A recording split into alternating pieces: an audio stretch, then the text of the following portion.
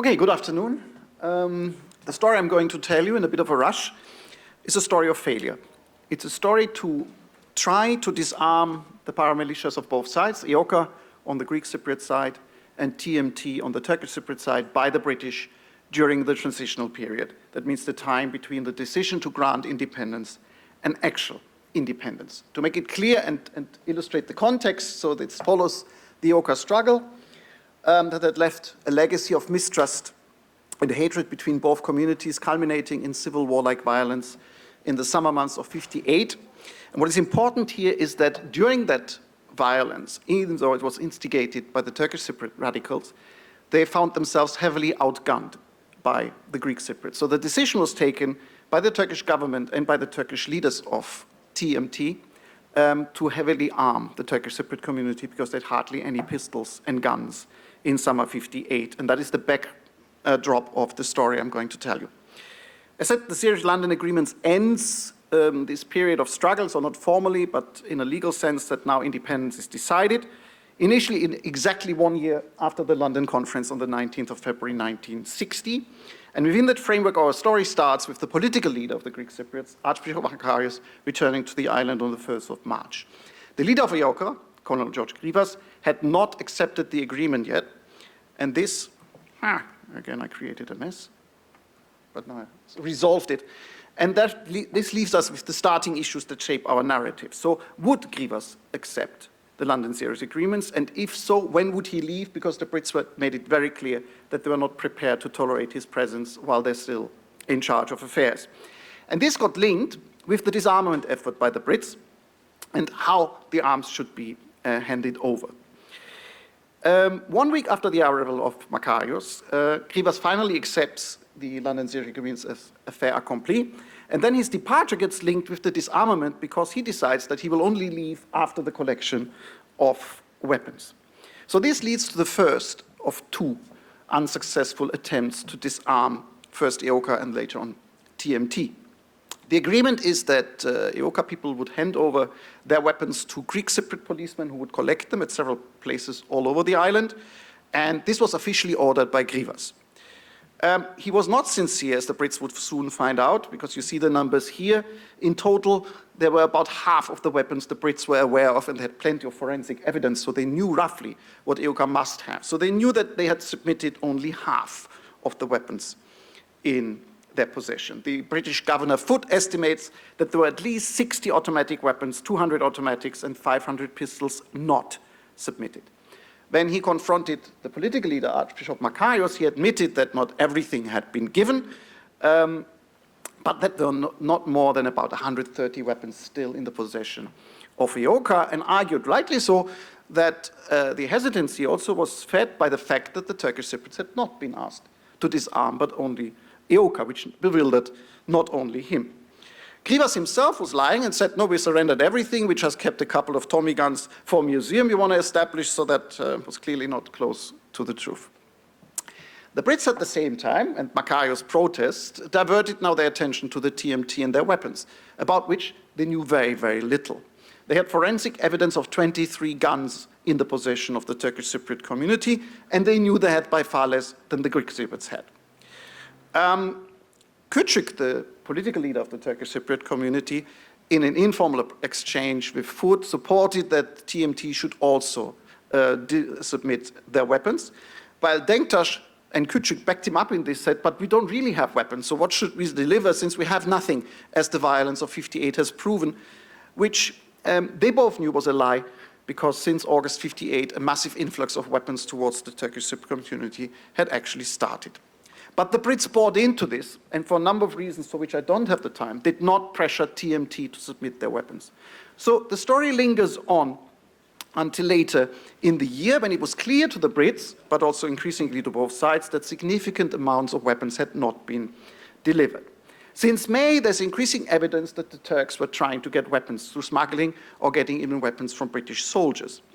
Moreover, by May, the Brits now knew that the weapons had been ordered by Grivas to be stored first by Antonis Georgiadis, the number 2, and later on about half by Georgiadis and the other one by Fotis Papafiotis, another leader of ΕΟΚΑ.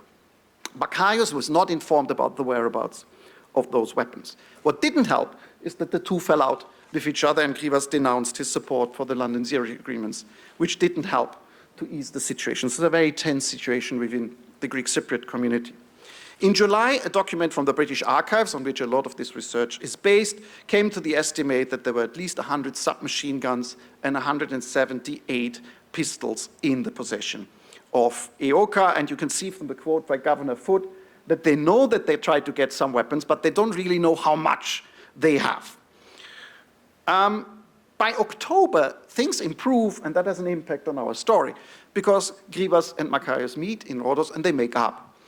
And as part of the makeup, Grivas agrees to hand all weapons under the control of the Archbishop. They will not give it to the Brits, but they give the Archbishop control over the weapons. And while this agreement is supposed to be implemented, the infamous Deniz incident happens. What happens is on the October 18th, a British minesweeper on patrol spots a suspicious fishing boat, and when approaching the fishing boat near the Carpathian Peninsula, runs off.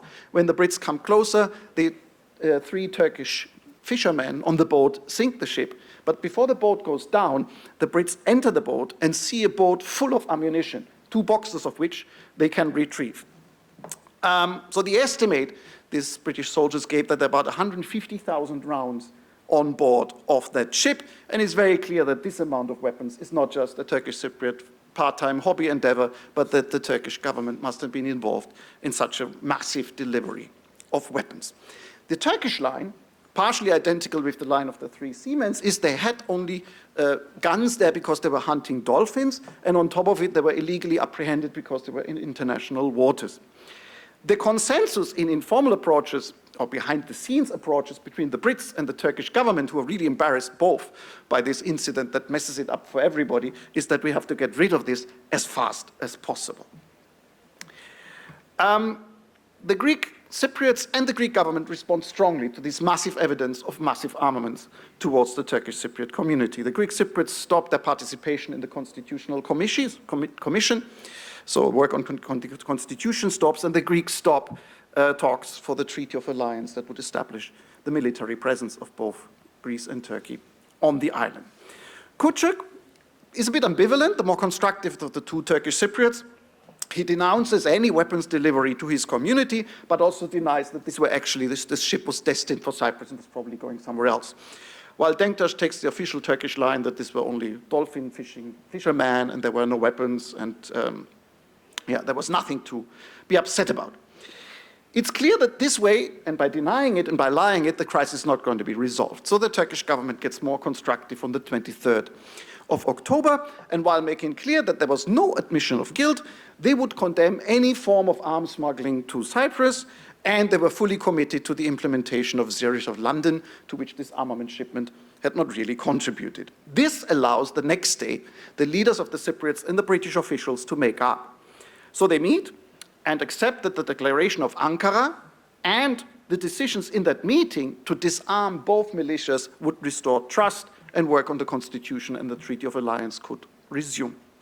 So, as the outcome of that meeting, Governor Foote, backed by Makarios and Küçük, asked everybody to deliver any outstanding weapons by the 4th of November, and then an intensified search would be conducted and anybody found severely punished.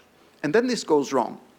Makarios is partially successful because Georgiades' weapons are put under his control, but not those of Papafotis. Küçük, on the other hand, can only deliver 100 bombs, 5 pistols, 100 rounds, and 20 shotguns. It's very clear that this is peanuts in comparison to what the Turkish Cypriots have.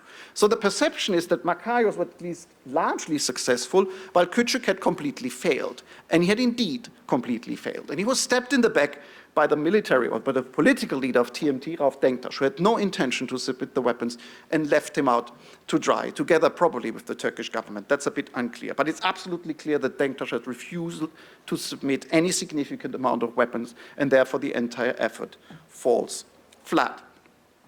So the argument he uses, and that's not factually completely wrong, is that the Greek Cypriot newspapers were full of attacks on the Turkish Cypriot community and with agitation to abandon the Syrian London agreements, and that it would be consequently wrong for the Turkish Cypriots to hand in their weapons at this time. This is then not the end of the Deniz incident, but it will be the end of the disarmament efforts. But first, the Deniz incident comes to a conclusion when the 3 sailors are sentenced to 1 year in prison after admitting of smuggling the 2 boxes of ammunition the Brits actually got, and were deported the next day and lived happily ever after in Turkey. This November 1959 marks the end of the attempt of the Brits to disarm the paramilitary units of both sides. The intensified search was never conducted. To avoid another embarrassment by accident stumbling into arms smuggling, the British reduced their naval patrols to make sure that nobody got caught. On the bright side, there is no more evidence in the British archives that there was large-scale arms smuggling after November 1960, with one notable exception. Now I look at my time, and my slide number could work. I'll tell you this. There's a news that a ship, the Marmara, on the way to Cyprus in March 1960 is full of Turkish weapons. The Brits find out, warn the Turkish government, and told them, make damn sure there's not a single weapon on that ship. And they bring the ship into the harbor and search it. But I couldn't find the file with the outcome, but it's very clear that no weapons were found, and nobody knows about this. So there was no public knowledge of that incident.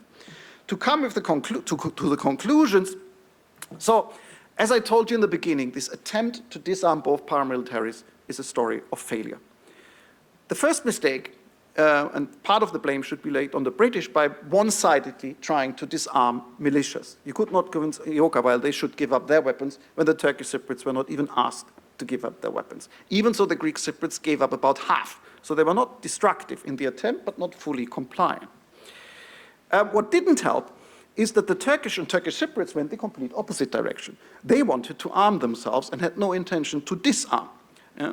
And this intention apparently continued in November, sabotaging the second attempt to disarm. So a completely different policy, with obviously the outcome that they would not disarm. ΕΟΚΑ, as I said, plays it in between. They give about half their weapons in, so they're not destructive but not fully compliant.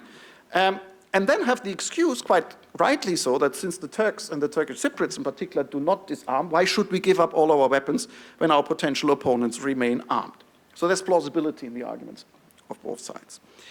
So, arguably, Britain genuinely, even though they messed it up from the beginning, probably Kutschuk and probably Makarios were sincere in the attempts to get all the weapons out of the hands of the paramilitaries, at least until November 1959, when they all gave up.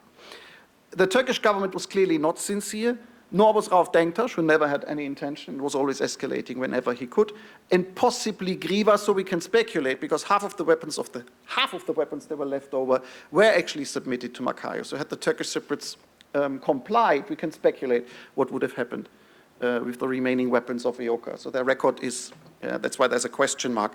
Maybe Griva's record is better than we know, but that's speculation. To come to an end, and that's a really shocking document. What this armament and disarmament efforts result in is a complete reversal of the military power balance on the island to a shocking degree. There's a document in the British records from May 1961 where they estimate that the Turkish Cypriot community has 15,000 guns and mortars, and the Greek Cypriots sit on 100 to 200 weapons. So a complete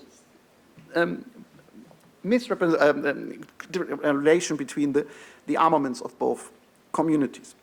So what this leaves us is, what does it mean that they didn't disarm? It clearly contributed to the distrust based on justified concerns from both sides. The Turkish Cypriots didn't trust the Greek Cypriots to stick to London and Syria and had plenty of evidence. And also the Greek Cypriots, knowing that the Turkish Cypriots armed themselves rather than disarmed themselves, also had reason not to trust the guys on the other side to be sincere. So this legacy of the transitional period, that is not just a legacy of unresolved political disputes for which I do not have the time to go into here, but it's also a legacy of leaving one lightly or not that severely armed Greek Cypriot militia and a super heavily armed Turkish Cypriot militia, but both have weapons that can be used against opponents in their own community, but also against the others, so in a complete misbalance. So it contributes to this perpetuation of fears and security threats that will shape the first years of the Republic. Thank you for your attention.